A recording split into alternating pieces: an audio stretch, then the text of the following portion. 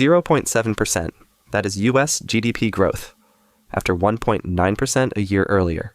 If growth has cooled this much, why does the economy not feel dramatically worse yet? In this episode, we break down a slowdown without collapse, where output is losing steam, but consumers and the labor market are still sending a more complicated signal. Right now, GDP growth rate stands at 0.7% as of October 2025. 1 year earlier, it was 1.9%. That is a drop of 1.2 percentage points, or 63.16% year over year. That is the headline. And it is a sharp loss of momentum. But 1 week GDP reading is not automatic proof of recession. What it does tell us is that the economy is expanding much more slowly than it was, and composition now matters a lot. On the chart, the story is not a clean fall off a cliff. It is a step down. You see growth running at a healthier pace, then fading lower into this latest 0.7% print. The line loses altitude, not all at once, but in a way that keeps narrowing the margin for error. That matters because slowdowns often start this way. Not with one dramatic crash frame, but with repeated deceleration, where each new reading says the engine is still on, just producing less forward thrust. Now look at the supporting data.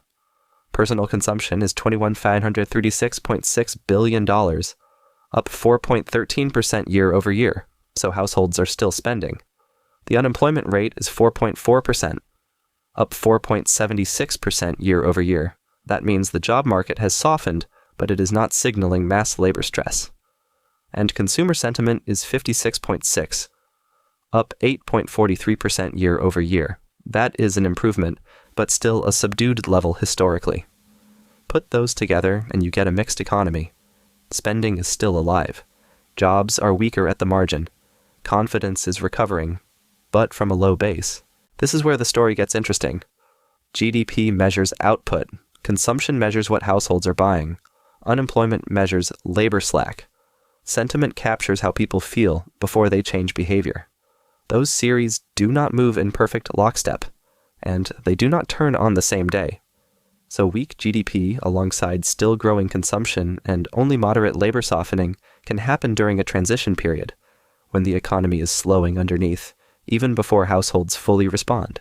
Here is the real-world version. If GDP growth slows from 1.9% to 0.7%, businesses usually become more selective before families feel the full hit. That can mean fewer job openings, smaller raises, slower bonus pools, and more caution around hiring.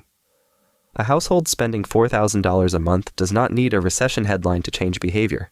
It just needs a rent renewal up $150, insurance up $90, and a sense that work feels less secure. That is when people delay a move, skip a renovation, or hold off on buying a first home.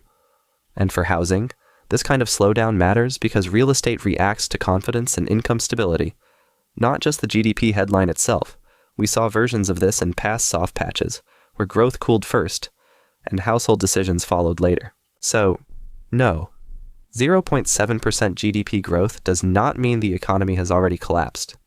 But it does say momentum is thinning out. Subscribe to Brick and Yield because next we are watching whether consumption finally rolls over, or whether the labor market keeps this slowdown from becoming something worse.